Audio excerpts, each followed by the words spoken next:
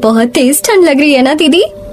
मेरे तो हाथ पैर ठंडे पड़ गए हैं, नाक लाल हो गई है, हाथ जैसे सुन्न पड़ रहे हैं। मुझे भी कुछ ऐसा ही महसूस हो रहा है, लेकिन हम गरीबों के नसीब में आराम कहाँ।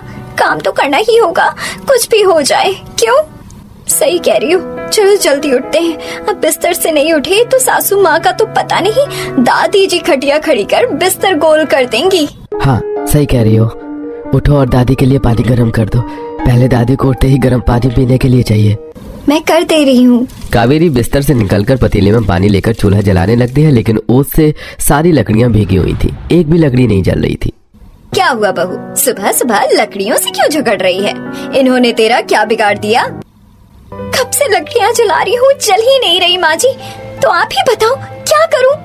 बहू हो गया, पानी गर्म नहीं हुआ होगा, 100% गारंटी है। ठंड में मार डालो अपनी दादी को, जल्दी गर्म कर बहू। दादी लकड़ी नहीं जल रही, कैसे जलाऊं आप ही बताओ। घासलेट होगा, उसे डाल दे। पैसे कहाँ है दादी, खत्म है, घासलेट भी नहीं है।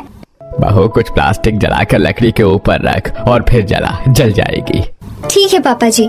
फिर बहू वैसा ही करती है जैसा ससुर जी ने बताया था और आग जल जाती है। बहू जल्दी से दादी सास को पानी गर्म करके दे देती है।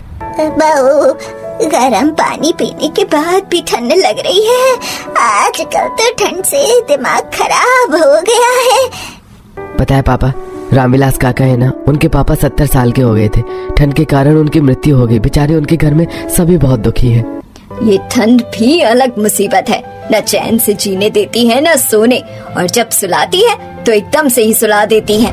आजकल लोग ठंड में सोते सोते चले जा रहे हैं, पता ही नहीं चलता। सही कह रही हो माँ। चलो अब आप लोग आराम करो, हम दोनों काम पर जाते हैं। ठंड के कारण 4 दिन से काम पर नहीं गया हूँ। घर में खाने को दाना नहीं है, राशन नहीं है। अब काम करेंगे तो कहीं पैसे आएंगे। चलो रूपाली और भाभी हम चलते हैं। दोनों भाई काम पर चले जाते हैं। दोनों वहाँ सारा दिन दिहाड़ी मजदूरी के लिए काम ढूंढते हैं, लेकिन ठंड के कारण उन्हें कोई काम नहीं मिलता। इधर घर पर ठंड बढ़ती ही जा रही थी। रातों रात दिन में भी ठंड से बच्चे परेशान थे। घर में आज खाना कैसे बनेगा? मैंने प्लास्टिक मांगकर जलाया, तब जाकर चूल्हा जला तो पानी गर्म हुआ। अब तो प्लास्टिक भी नहीं है, क्या करूं? कुछ समझ नहीं आ रहा। क्या समझ नहीं आ रहा भाभी कि चूल्हा कैसे जलाऊं, बच्चों के लिए खाना कैसे बनाऊं? हाँ, क्योंकि लकड़ियाँ पूरी तरह भीग गई है और प्लास्टिक भी नहीं मिल रही। समझ नहीं आ रहा क्या करूं। बच्चों के स्कूल का समय भी हो रहा है। इसके बाद रूपाली लकड़ियों में सूखी लकड़ी ढूंढने लगती है। तभी उसे लकड़ियों के बीच में एक सूखी लकड़ी मिल जाती है, जिसके बाद कावेरी चूल्हा जलाकर बच्चों और घर वालों के लिए रोटी सेकती है और बच्चों को स्कूल के लिए तैयार करती है। माँ मैं स्कूल नहीं जाऊंगा, बहुत तेज ठंड लग रही है। मेरे में घर से बाहर निकलने की हिम्मत नहीं हो रही है। देखो ना कितनी बर्फीली हवाएं चल रही है।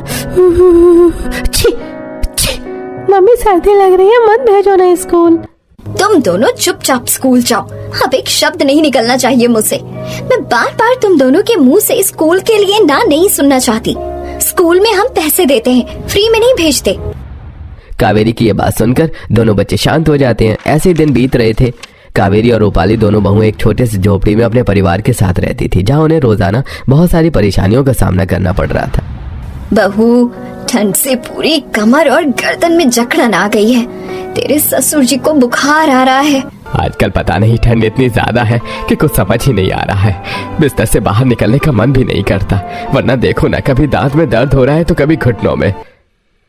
सर्दी की वजह से है बाबूजी।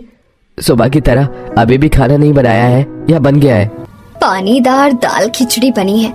घर में राशन कम है और ये खिचड़ी टेस्टी होने के साथ साथ हेल्दी भी होती है, इसलिए। इसके बाद कावेरी सबको दाल खिचड़ी परोसती है। थाली में खिचड़ी में ढेर सारा पानी देखकर ही घर वालों का खाने का मन नहीं होता, लेकिन मजबूरी में सभी को खानी पड़ती है। ठंड में जैसे तैसे गुजारा करना पड़ रहा था। अब क्या कर सकते हैं, ऐसे ही दिन बीत रहे थे। रूपाली रोज बच्चों को स्कूल छोड़ने जाती और बच्चे स्कूल से जल्दी छुट्टी लेकर लौट आते थे। मुझे ऐसा लग रहा है कि ये बच्चे स्कूल नहीं जाते, क्योंकि मैं 3 दिन से देख रही हूँ कि ये बच्चे स्कूल के आधे रास्ते तक ही पहुँचते हैं और फिर भाग जाते हैं। माँ इतनी ठंड में हमसे पढ़ाई कैसे होगी बताओ?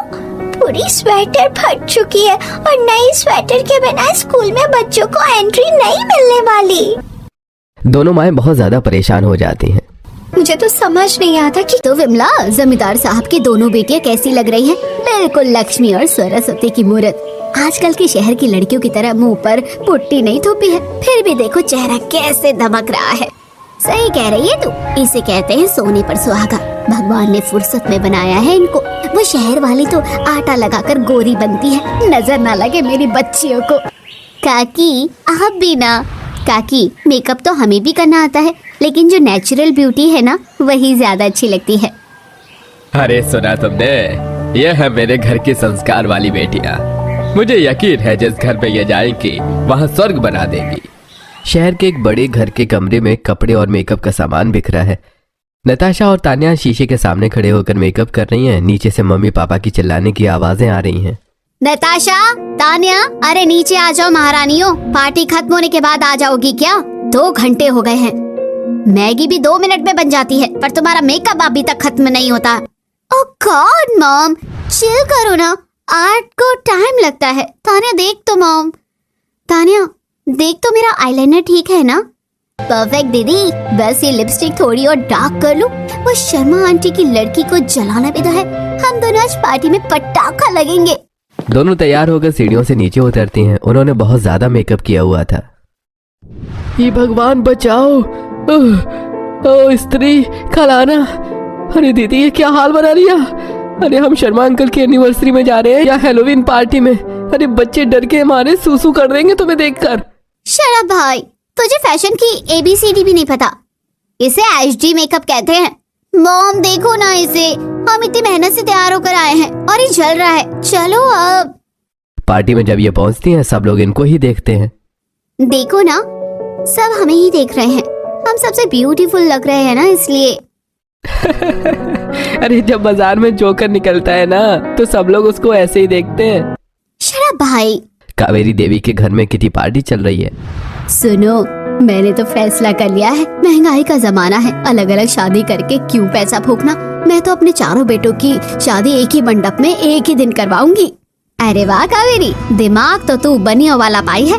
पर ये तो बता, बहुएं कैसी ला रही है? चारों शहर की मॉडर्न या गाँव की? अरे सरोज, मुझे क्या फर्क पड़ता है शहर हो या गांव, बस लड़कियां सुंदर होनी चाहिए। देखियो कावेरी, कहीं थोक के भाव में बेकार माल ना आ जाए। 4 बहुएं मतलब 4 तरह के नाटक। तू चिंता मत कर, मैं कावेरी देवी हूँ, सबको नचाना जानती हूँ। बस तुम लोग शादी के सूट सिलवा लो।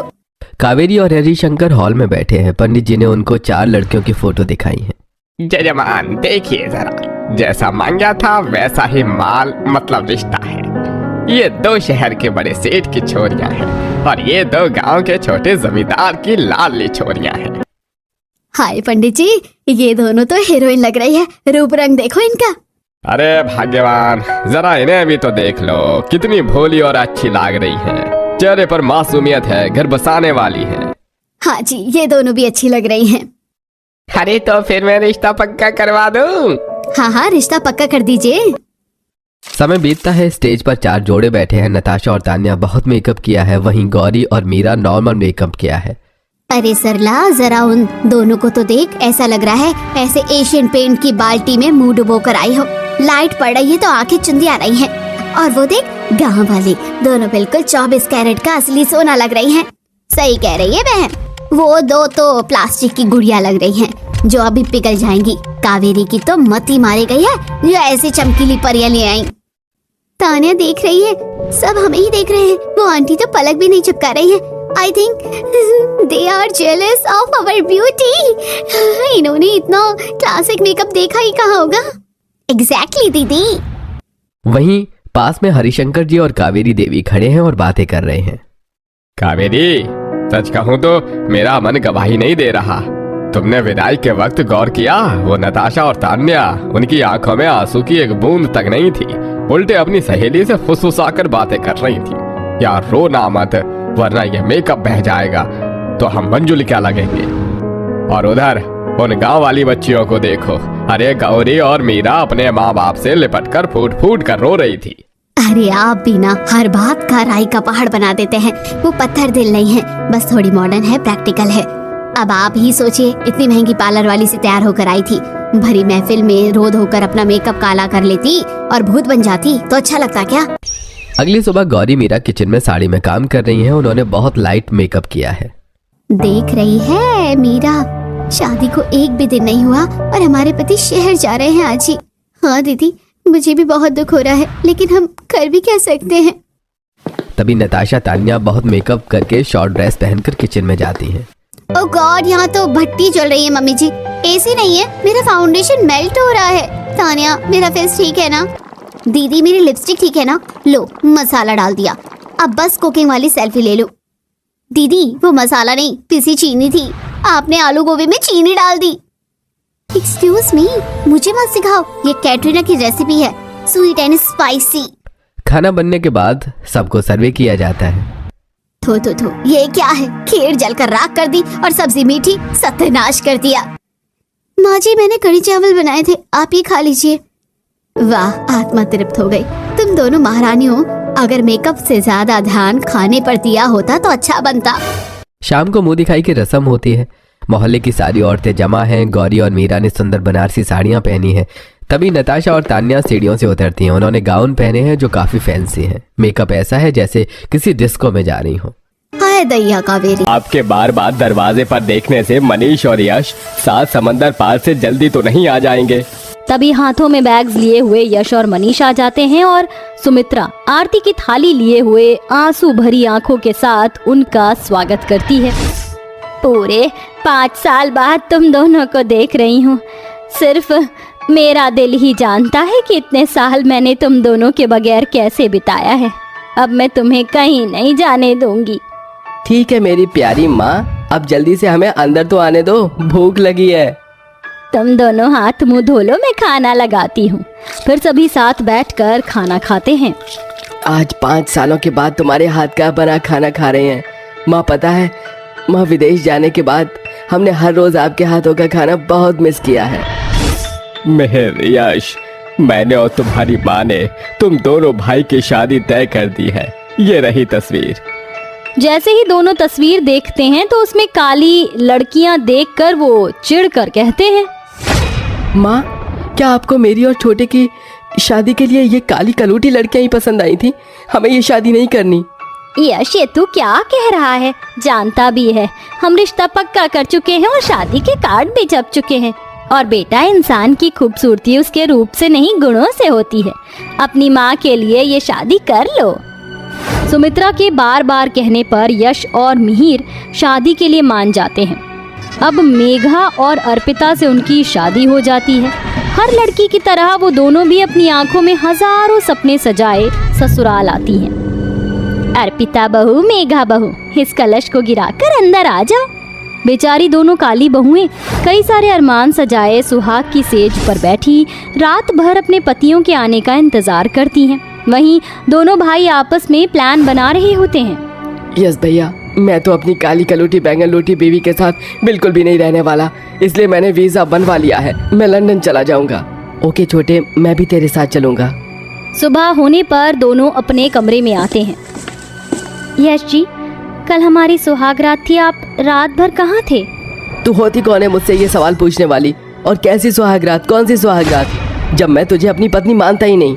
ये सुनकर अर्पिता का दिल टूट जाता है और वह भराई आंखों से कहती है, यश जी, भगवान के लिए ऐसा मत कहिए। अग्नि के साथ फेरे लेकर आपने मुझे अपनी पत्नी बनाया है। इस पर यश गुस्से से अर्पिता की कलाई बड़ी ही बेरहमी से पकड़ता है, जिसके चलते उसकी कांच की चूड़ियां टूटकर उसके हाथों में चुभ जाती हैं। आह माँ, मेरा हाथ। यश जी छोड़िए, मुझे दर्द हो रहा है। आज के बाद मेरी बीवी बनने की कोशिश की ना तो मुझसे बुरा कोई नहीं होगा। मिहिर, आप कहीं जा रहे हैं क्या? देख मेघा, मेरे काम में टांग मत अड़ा, और मैं कहाँ जाता हूँ कहाँ आता हूँ ये मैं तुझे बताना जरूरी नहीं समझता। चल हट मेरे आगे से। ये बोलकर मिहिर मेघा को धक्का दे देता है और दोनों भाई सुमित्रा के पास आते हैं। माँ, मुझे और मिहिर को लंदन जाना होगा। अरे ऐसे अचानक से? हाँ पिताजी, जरूरी काम है। अभी तुम दोनों की नई शादी हुई और तुम दोनों बहू को छोड़कर विदेश जा रहे हो? बस थोड़े दिनों की बात है माँ, जैसे ही काम खत्म होगा हम जल्दी लौट आएंगे। इस तरह से झूठ मूठ की बातें बनाकर यश और मिहिर लंदन चले जाते हैं। फाइनली हम लंदन आ गए। मगर छोटे, हम यहाँ आ तो गए, मगर करेंगे क्या? झूमेंगे, नाचेंगे, गाएंगे, ऐश करेंगे और क्या। वैसे भी तो यश भैया 4 दिन की ही तो लाइफ है। इसके बाद उन दोनों की मुलाकात एक पब में 2 अंग्रेजन लिया और अलीना से होती है, जो कि डांस कर रही होती हैं। Bring it on, bring it on, bring it on जाना अब तो forever. Bring it on, bring it on, bring it on अब फॉरएवर सनम। Chica chica chica, that's my chica girl. Ain't nobody get me going better, that's my chica girl. भाई वो देखो क्या hot लग रही है दोनों, बटर स्कॉच आइसक्रीम की तरह। पर ये पटेगी कैसे? अबे छोटे, इसमें कौन सी बड़ी बात है। चल थोड़ा सा मक्खन लगाते ही ये गोरी अंग्रेजन कैसे हमारी तरफ खींची चली आती हैं। फिर दोनों उनके साथ आकर डांस करने लगते हैं। Hey gorgeous girl, what's your name? Leah and she's my sis Alina. Can we dance? Of course, handsome. चारों काफी देर तक डांस करते हैं और कुछ दिनों में वो एक दूसरे को डेट करने लगते हैं। वहीं दूसरी तरफ बेचारी अर्पिता और मेघा अपने पति के प्यार के लिए उनके आने का इंतजार करती है, जिसके बाद यश और मिहिर उन अंग्रेजनों से शादी करके उन्हें घर ले आते हैं। तभी अर्पिता और मेघा अपने पतियों के गले लग जाती हैं। यश जी आ गए आप, कितनी देर लगा दी। तभी अलीना अर्पिता को धक्का देते हुए घमंड से कहती है, यू ब्लडी टैमरिंडा, तुम्हारी हिम्मत कैसे हुई मेरे हस्बैंड को टच करने की। यश जी ये अंग्रेजन क्या कह रही है? एलिना बिल्कुल सच कह रही है, अब लीगली यही मेरी पत्नी है। मिहिर आप भी? सॉरी मेघा, आप दोनों ने हमें